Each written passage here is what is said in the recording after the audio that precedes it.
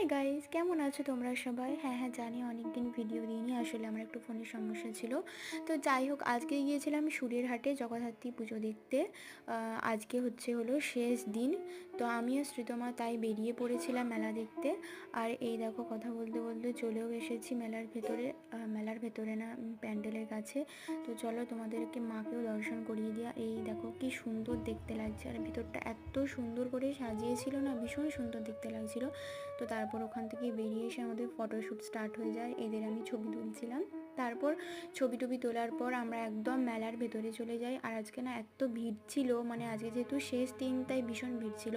তো তারপরে আমাদের তো ভীষণ খিদে পেয়ে যায়, কী খাবো খুঁজে পাচ্ছিলাম না, তাই ভাবলাম একটা রোলই খেয়ে নেওয়া যাক। আর এখানে রোলগুলো না 35 টাকা করে বিক্রি হচ্ছে, যেগুলো বাইরে 25 টাকায়।